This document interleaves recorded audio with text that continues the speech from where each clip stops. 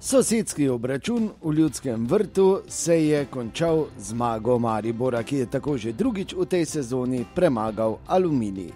No, prva priložnost danes v Ljudskem vrtu sicer za goste.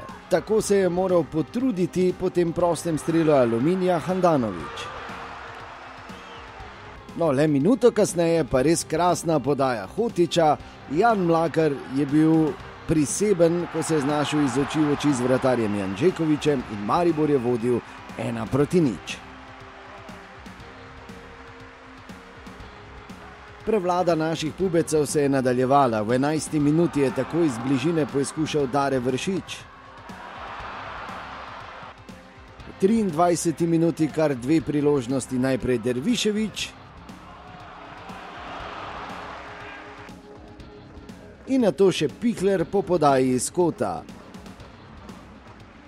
Najlepša priložnost v prvem polčasu je bila v 40. minuti, ko je bil ponovno v akciji Mlakar.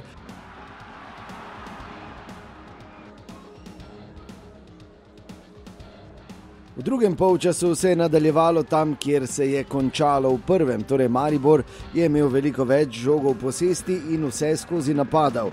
V 51. minuti je tako poizkušal Mlakar, na mestu je bil Janžeković.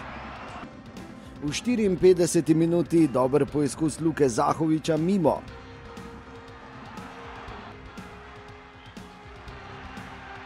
V 56. minuti še enkrat Mlakar. No, v 62. minuti pa je gostom uspelo izenačiti. Z glavo je bil iz kar precejšnje razdalje natančen Kidrič. 1-1. Vodstvo ni trajalo več kot slabih 5 minut, kajti takrat je ponovno na sceno stopil Dervišević. Izvedel prosti strel in žoga je končala v mreži. Še eno lepo priložnost za Maribor smo videli v 71. minuti, ko je tako poizkusil Luka Zahović. No, do konca se izid več ni spremenil in Maribor je zasluženo premagal Aluminij z 2-1.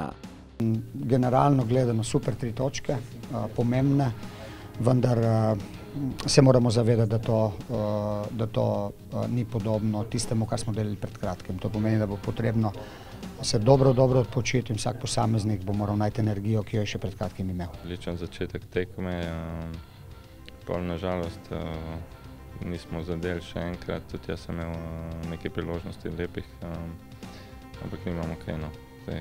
Smo veseli, da smo zmagali, da gremo zdaj na pauzo s polnim izkupičkom in da se spočijemo in gremo naprej, kot je treba.